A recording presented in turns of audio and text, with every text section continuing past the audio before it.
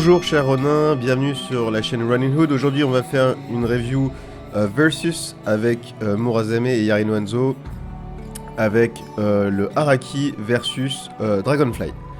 Donc tout d'abord les mesures du Araki que vous connaissez sûrement déjà puisque vous les avez vues dans la review sur Araki disponible en français ou en anglais.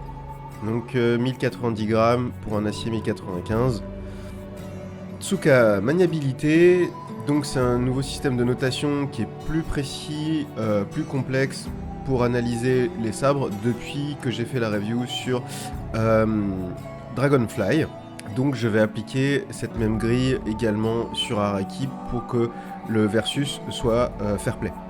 Donc la forme 7 sur 10, la taille 6 sur 10, la tenue 6 sur 10, solidité matériaux 6 sur 10, sécurité 7 sur 10, design 8 sur 10, qualité des matériaux 7 sur 10, poids 4 sur 10, santé pour les poignets et le bas du dos 6 sur 10, maniabilité pour le tamashigiri sur les coupes simples 6 sur 10, sur les coupes doubles 7 sur 10, bateau coupe simple 5 sur 10, Niten coupe simple 5 sur 10, Niten coupe double 3 sur 10 et rapport qualité-prix 6 sur 10. La lame, je lui ai mis une note sur la Nagasa de 8 sur 10, l'acier 8 sur 10, tranchant 9 sur 10, poids 6 sur 10, balance 6 sur 10, solidité 7 sur 10, swing 7 sur 10, Amon 6 sur 10, rapport qualité-prix 6 sur 10. Saya, donc sécurité 8 sur 10, tenue 8 sur 10, solidité des matériaux 6 sur 10, design 9 sur 10, qualité des matériaux 7 sur 10, poids 7 sur 10 et rapport qualité-prix 7 sur 10. Donc ce nouveau système de notation, il permet d'aller un petit peu plus en profondeur sur les éléments les plus importants pour la coupe. Et donc j'ai appliqué cette même grille sur Araki que j'avais appliqué de manière nouvelle sur le Dragonfly. Donc c'est un Practical Plus 7 sur 10, note en bateau d'eau 5 sur 10. C'est vraiment pas super pour les poignets parce que la balance n'est pas bien équilibrée sur la lame.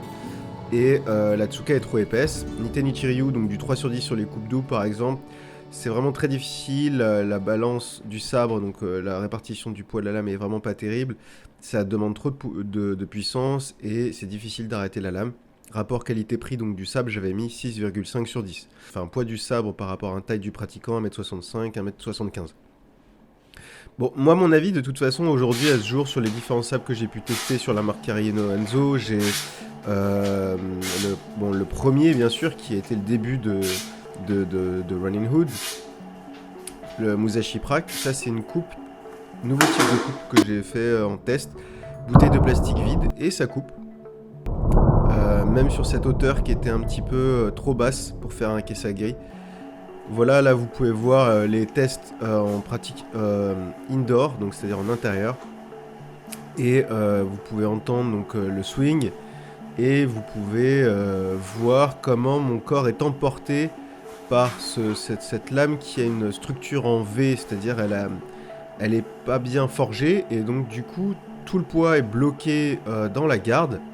Ce qui fait qu'en fait pour diffuser ma masse jusqu'au bout de la pointe, pour arriver sur le point de coupe qui est au niveau de la pointe et 30 cm en dessous, ça me demande trop de puissance et une fois qu'elle est lancée, enfin elle est lancée pour la trajectoire de coupe, eh bien je n'arrive plus à l'arrêter ou en tout cas j'y arrive mais le haut de mon corps est emporté et ça c'est pas bon pour la qualité de ma posture et donc du contrôle de ma coupe. Donc je vous disais, ça c'était une coupe double. Effectivement sur ce sabre c'est un avantage. Sur les coupes doubles il est plus simple par exemple que le Dragonfly parce que plus léger sûrement sur l'ensemble de la lame et donc plus lourd sur la garde. La diffusion, le transfert du poids est a priori plus simple sur les coupes doubles puisqu'on a très peu de poids sur la lame et donc du coup je ne sais pas mais j'ai pu vérifier cela sur les coupes doubles, il était plus simple. Voici les mesures du sabre Dragonfly. Donc ce que je vous disais c'est qu'à ce jour en gros la note Yarino Hanzo pour moi c'est un 6 sur 10. Que ce soit sur le Musashi Prak, le premier sabre que j'ai testé, avec qui j'avais pas eu une bonne expérience, le Wakizashi Musashi Prak que j'utilise régulièrement et qui fonctionne convenablement même avec un défaut de forge où c'est effectivement difficile de diffuser au moment du transfert de poids, c'est pas évident. Et que ce soit pour le Araki, ils ont tous les trois les mêmes caractéristiques. Une lame avec un point d'équilibre qui est vraiment bloqué dans la Tsuka, même si un design quand même très sympa. Là vous avez donc les mesures sur la Tsuka au niveau de la maniabilité du Dragonfly. Vous les avez déjà vues dans la review sur le Dragonfly. Donc pas de surprise. Voilà, j'ai appliqué la même grille d'analyse aux deux sabres. Donc pour le Araki et pour le Dragonfly. Il s'agit de séparer en fait les qualités de la Tsuka, qui est la maniabilité du sabre, de la lame, qui est le transfert du poids. La lame, c'est un transfert de poids en fait, ça va transférer à travers la partie métallique le poids du pratiquant, et ça va se diffuser dans le tranchant s'il est convenablement aligné. C'est ça un sabre finalement, de manière mécanique, ou en termes de dynamique. Donc le troisième élément, bien sûr, c'est la saya. Alors une saya, ça sert pas seulement à rengainer un sabre, ça sert surtout à dégainer en bateau d'eau. Même si là c'est un sabre très lourd pour faire du bateau d'eau. Alors lourd par rapport à quoi, hein, c'est toujours par rapport à la taille du pratiquant, le poids du pratiquant, et normalement la longueur de la lame. Parce que la longueur de la lame, elle est censée être adaptée au pratiquant, le poids de la lame également, et la géométrie de forge, c'est-à-dire quel type de forge c'est. Bon, là, on a vu que sur ce sabre, c'était Shinogizokuri sur du Boei. Donc la note, c'était 7 sur 10. Les notes sont très proches entre moi, les notes que j'ai mises en rapport qualité-prix sur ces deux sabres. Ils ne coûtent pas exactement le même prix. Il y en a un, il est à 680, l'autre, il est à 880. Mais c'est toujours rapport qualité-prix par rapport au sabre lui-même et ses qualités qui lui sont propres. Et bien sûr par rapport à l'évaluation du pratiquant, en l'occurrence moi. Mais je pense que de ce que j'ai pu faire avec les deux sabres en termes de diversité de coupe et la taille des Nagasa, je suis tout indiqué pour évaluer ces deux lames car elles sont en accord. Alors sur la deuxième coupe de bouteille en plastique, vous savez que je raffole pas de ce type de coupe d'habitude, mais là c'était intéressant puisque c'est des bouteilles de plastique vides. J'ai trouvé que le Dragonfly était plus précis et sur la coupe de cette bouteille de plastique, bien que les deux aient réussi ce petit test. Donc on entend au son et au mouvement du corps que sur la partie posturale, la qualité de forge de la lame est vraiment meilleure sur le Dragonfly. Et ça se voit au mouvement en fait. Donc sur des coupes simples, il est évident qu'il est vraiment meilleur. Que ce soit sur la qualité de fabrication de la Tsuka, j'entends pas la partie tressage, mais la forme de la Tsuka, son épaisseur, sa largeur et sa forme de type Aishi. Et bien sûr la qualité de forge de la lame, si on prend ces deux éléments là, il n'y a vraiment pas photo. Que ce soit au niveau du prix, etc. Le Dragonfly est beaucoup plus abouti. Et on se rapproche vraiment des qualités, par exemple, du Shinto de Shianwei, qui pour moi est aujourd'hui le meilleur sabre de production industrielle chinoise avec lequel je pratique et avec lequel j'ai pu pratiquer. Donc voilà, maintenant c'est vrai que le Dragonfly il a des soucis à cause des pièces de cuivre sur les doubles mouvements. Que ce soit à deux mains ou à une main, même problème, il est vraiment très difficile de revenir pour faire une deuxième coupe, donc sur une coupe double. Là vous pouvez voir donc toutes les coupes qui ont été faites avec le Araki, c'est un peu en accéléré pour que ce soit divertissant et en même temps qu'on puisse dire des nouvelles choses sur ces images qui ont déjà été vues mais montées différemment dans la review Araki. Donc ce qu'on peut voir c'est que sur les coupes Tamashigiri simples, donc à deux mains, RAS, à part que mon corps est emporté vers l'avant. C'est systématique, vous pourrez le voir, vous pourrez le comparer avec les images de Dragonfly, ça arrive tout le temps avec Araki et pas avec Dragonfly. C'est pas par hasard, c'est pas seulement à cause de mes défauts, mais c'est à cause des défauts de fabrication de la lame. En revanche, sur les coupes doubles, avec 6 tentatives, on a eu 4 réussites. Donc on peut voir vraiment que Araki est a eu un plus grand succès dans ma pratique sur les coupes Tamashigiri double que Dragonfly. On peut voir par exemple que Araki a eu pas mal de difficultés systématiquement, un raté sur 2, un raté sur 3 sur les coupes simples en bateau d'eau, sur des Mugendachi, mais également essentiellement sur des Mugendachi, mais également des difficultés sur du Gozamatsu, je parle pour les Omote.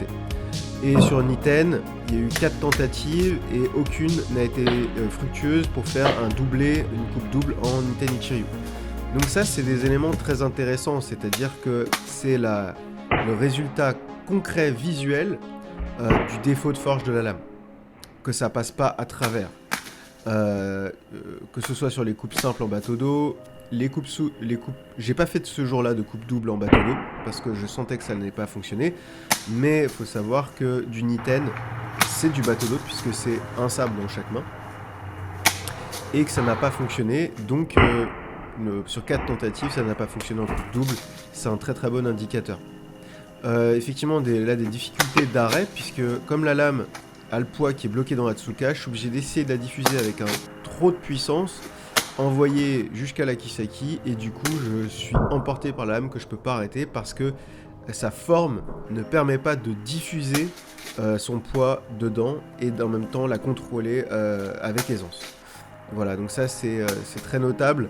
Donc il y a toujours cette posture corporelle légèrement excentrée vers l'avant qui revient, quel que soit le type de coupe, à une main, à deux mains. Et aussi parce que je préserve mon dos, puisque la Tsuka est très proche de mon tanden, donc de mon ventre, de mon nombril. Et en fait, comme elle est trop lourde, elle a tendance à tirer sur les reins et à pouvoir faire mal un peu en bas du dos. Et ça, pour moi, c'est très désagréable. C'est vraiment le signe d'une lame mal équilibrée, avec le poids au niveau de la garde, ce qui est inutile, puisqu'il faut qu'une lame, quand elle est bien équilibrée, que le poids soit au milieu de la lame ou à l'avant de la lame. Donc là, effectivement, on a une lame bien équilibrée. Sur les coupes simples, je diffuse mon poids aisément. Par contre, voilà, grosse difficulté sur les doublés, puisque la surcharge des pièces de cuivre ralentit la maniabilité, voire la fige, et empêche de pouvoir projeter dans un second temps, quasiment dans la continuité du premier, une deuxième coupe. Ce qu'on appelle une coupe double. En bateau d'eau, il y a énormément de coupes doubles, que ce soit à deux mains ou à une main. On commence par des coupes simples, souvent des Kessa, Gyaku, Kessa. Je ferai un épisode là-dessus en parlant de l'ensemble des diversités de coupes qu'on peut faire. C'est assez incroyable, il y en a beaucoup. Moi, je n'en fais que quelques-unes parmi un panel incroyable de possibilités qu'il y a en bateau d'eau. Donc voilà, toutes les difficultés que j'ai eues à tenter des coupes doubles à une main ou deux mains avec cette lame. Et c'est dommage parce que elle est vraiment vraiment bien équilibrée. Mais le cuivre m'empêche de faire ce que je veux, quoi. Donc, je pourrais à l'occasion essayer de changer les pièces, remplacer ça va prendre du temps, donc je vais voir si je vais m'y atteler, mais changer les pièces de cuivre par des pièces en fer, ce sera beaucoup plus simple. Donc voilà, celle-ci elle est passée, celle-ci aussi, mais c'était laborieux. Après, c'est un sabre, il faut l'apprivoiser. Il y a des gens qui auraient une autre perception de cette masse et qui pourraient peut-être plus facilement arriver à la gérer, hein. Mais quand même, je maintiens que cette garde surchargée est vraiment vraiment compliquée, et sur les poignets, c'est vraiment raide, c'est vraiment difficile. Et c'est dommage parce que le potentiel est vraiment vraiment chouette. D'arriver à faire avec quelque chose d'aussi lourd la même chose qu'avec le Shinto.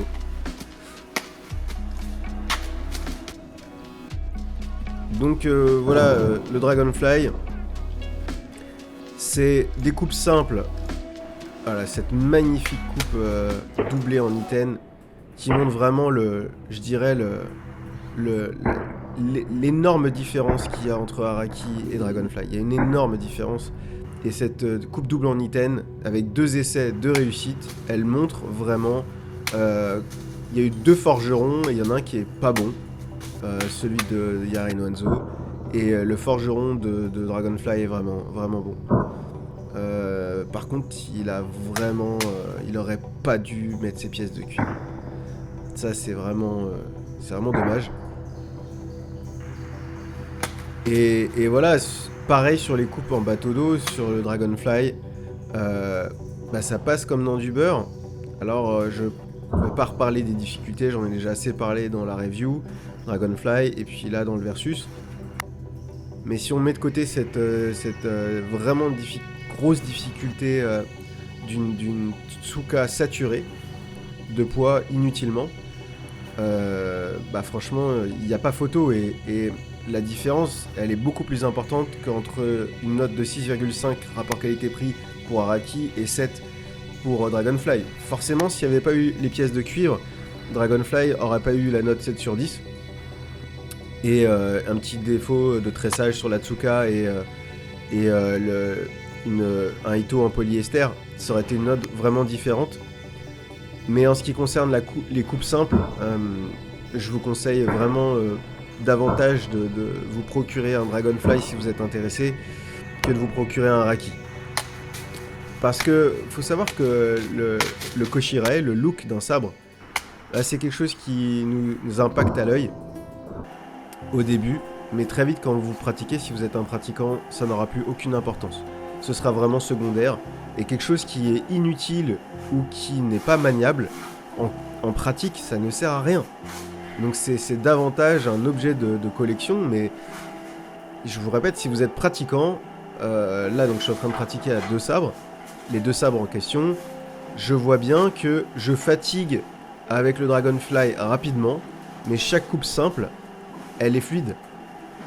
Et sur le Araki, malheureusement, c'est toujours en 2 temps. 1, 2. Et le deuxième temps, il me demande beaucoup d'énergie pour le bloquer. Donc en fait, on est face à un peu un dilemme. C'est-à-dire, le Dragonfly, il est trop lourd à gérer, mais il coupe bien. Et le Araki, il a l'air léger parce qu'il y a la lame est pas bien forgée, et donc du coup il y a peu de poids sur la lame. Mais en fait, la Tsuka est super lourde et très épaisse et difficile à manier. Donc je dirais qu'il y en a un qui est compliqué, mais l'autre est 2 fois plus compliqué. Si on veut vraiment être objectif et vous faire un retour sur ma pratique. Donc je vous dirais, si vous aimez le look du Araki, mais que vous souhaitez pas pratiquer, donc c'est juste pour collectionner, aucun souci, vous pouvez vous le procurer si vous le souhaitez.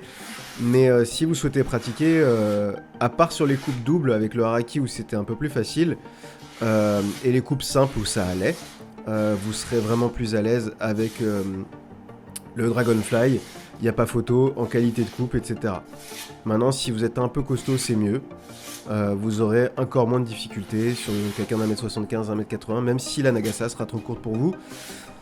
Voilà, là j'ai fait ce petit nouveau test pour finir. C'est je switch d'un sabre à l'autre pour couper du papier, et je suis obligé de m'adapter très rapidement, et du coup la sensation de facilité ou de désagrément, elle est instantanée.